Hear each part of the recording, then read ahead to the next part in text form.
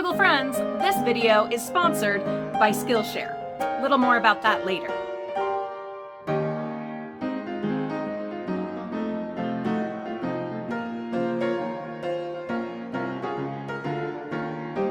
And then we have the crafting center.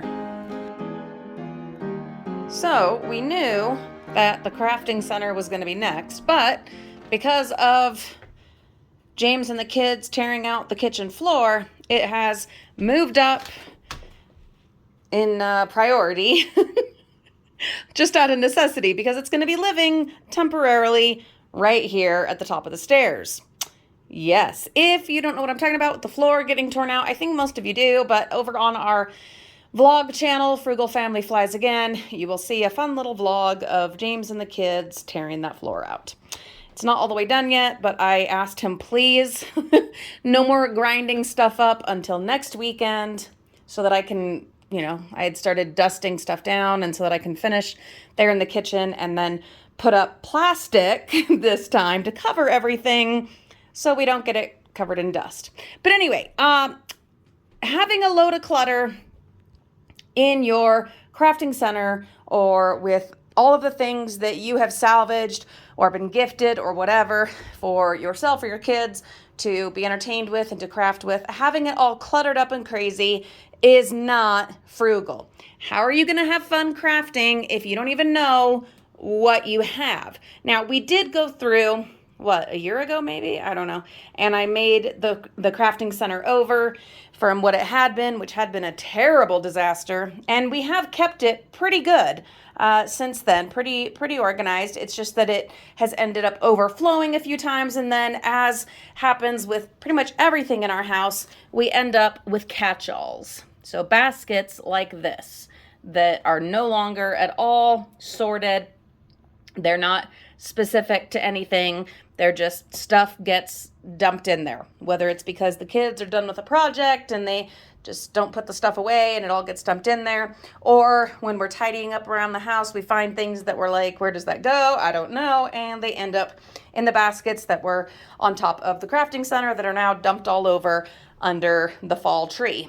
So this is my project for today. That and redusting a lot of stuff. Guys, when you're gonna tear up a floor or take on any home improvement project, please learn from my pain. Drop cloths. Cover everything, especially if you just spent a whole day redoing your pantry and tidying it. Oh my gosh, cover everything. So much easier to clean up.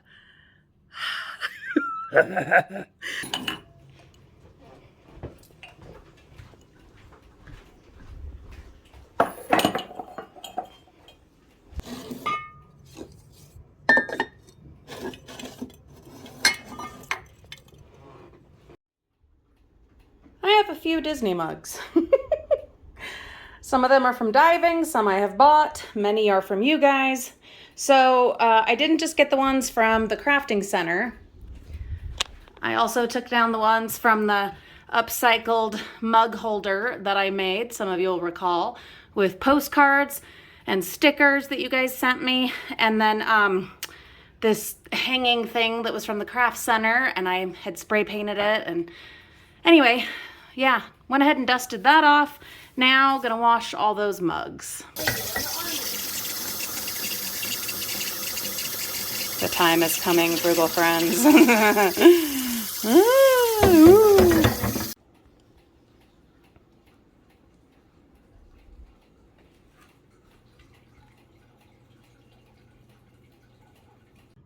Okay, so emptied and dusted, well, vacuumed those. Now I need to wash them.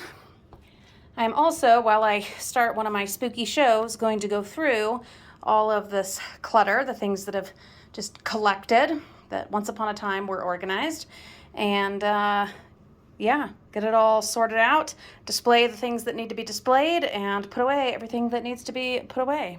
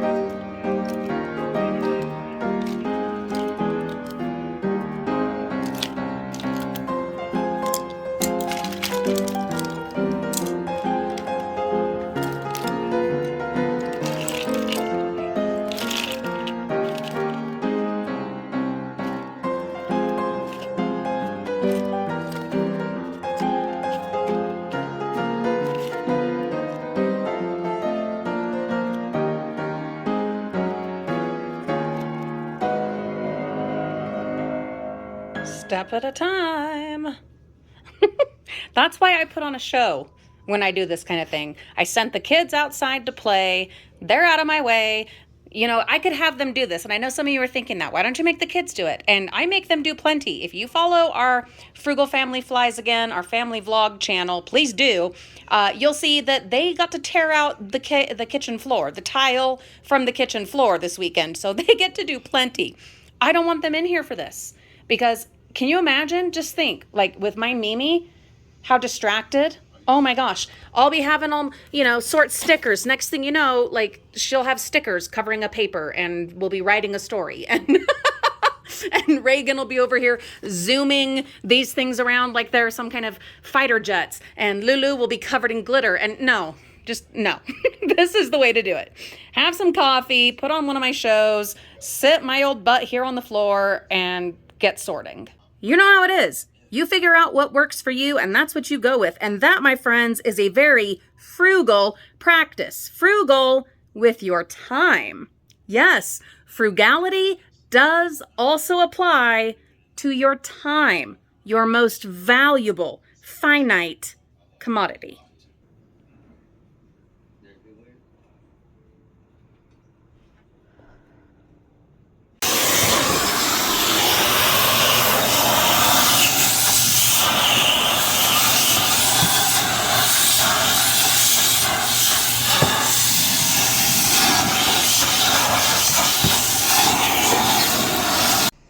Da da da.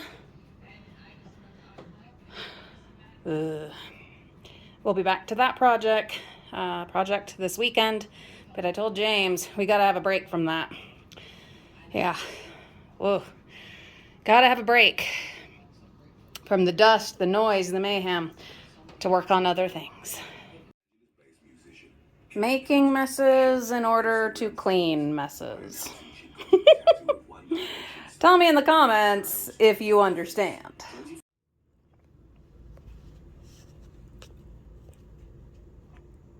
These totes have all been sorted, but some of them are over full and I still have more stuff to go in them. So we are going to have to make some tough choices. Another day, back to work on this project, and frugal friends, it's almost done. Ooh, the laundry just sounded, so I'm gonna go switch that, then come back, and this is literally, that's all I have left. That's it, of the crafting center project. Having dusted, washed, decluttered, organized, and I'll be showing you the finished product very soon. Frugal friends, I am 4 years into this YouTube adventure, and I am constantly learning and growing and adapting. Everything is evolving across our channels and even in our lives, in our home, as our family changes and things develop. And so finding ways to fit YouTube in as my primary career choice, but also being a wife and a mom and doing the other things that I do, it can get pretty tricky sometimes trying to balance all of that out, but also trying to continue to grow the channel and to evolve and adapt in a positive way. Well, luckily, I have Skillshare, and with help from several useful video series on Skillshare, I have been finding tips and tricks, ideas, suggestions that are helping me to improve my YouTube game. At this point in my YouTube journey, I do get asked a lot, how should I do this? What should I do that with that? What do you recommend? You know, those kinds of questions. And I have a lot of answers, but the main thing that it comes down to for me, in my experience, is consistency. And I felt very validated when watching these videos by people like Phil Ebenar and Ben Rollins. They talked about consistency too. So I've been watching their videos and yeah, I'm feeling pretty validated that consistency is one of the main things. But of course, there is so much more to it than that. When you're just getting started, you need to know what kind of equipment to use. Do you need lights? Do you need special cameras, special phones, special tripods? What do you need? What is the bare minimum? Do you need to invest a lot of money to get started on YouTube? What can you make do with? Hey, you're gonna learn about that in these video series on Skillshare. The first 1,000 subscribers, my frugal friends, who click on the link at the top of the video description will get a free trial membership of premium Skillshare. That link at the top of the video description. Okay, thanks. Whew, I'm back to watching Midsummer Murders. It's good stuff. And I need to clean this rug, Frugal friends. It's one that I salvaged from the college student housing dumpsters a few years ago. And I have tried cleaning it with scrubbing spray, like rug spray. And I mean, I've done everything I can. I am so tempted at this point to just get a new rug, but that would not be the most frugal option, because rugs this size of good quality cost a fortune, I'm sure many of you know. So if you have some amazing tips besides elbow grease and rug spray, please tell me in the comments. Look at this. Like, I cannot get these things out for the life of me. I have sprayed, I have scrubbed. Please share your knowledge. I am not too proud, frugal friends, to tell you when I do something really dumb. I wondered, hold on. I wondered how yesterday I was able to sleep so well.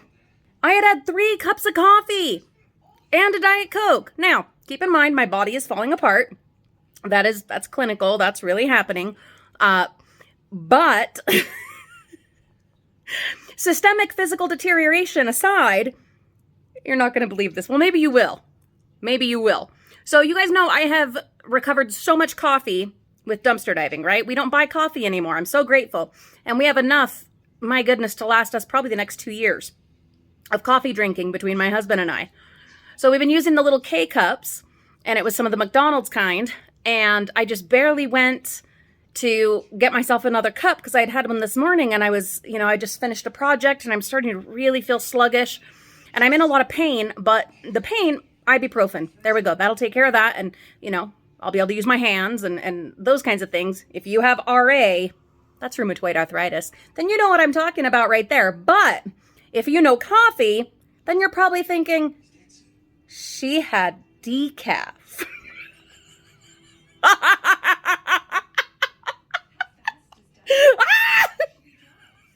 It's decaf! I noticed a little green line on the K-cup, and so then I looked at the box. I was like, wait a minute, what was that? We've been drinking decaf for like 3 days. So it's not enough that my body is like falling apart from the inside out. Okay, that we've come to accept that, right? And do the best that we can with it. But coffee is what keeps me going. Not if it's decaf. So I have to apologize to my husband, who's been drinking coffee in the mornings to get himself up and going at 0 o'clock to work. Sorry, my love, you've been having decaf. He was wondering why he was so tired. Like, not last night, but the night before. He was just so tired. Yeah. That's a big part of it. I mean, yeah, he works incredibly long hours and also goes biking and running and things like that. So between, all of his physical activity and my body falling apart, understandably, we would be tired. But decaf? Decaf! Ugh.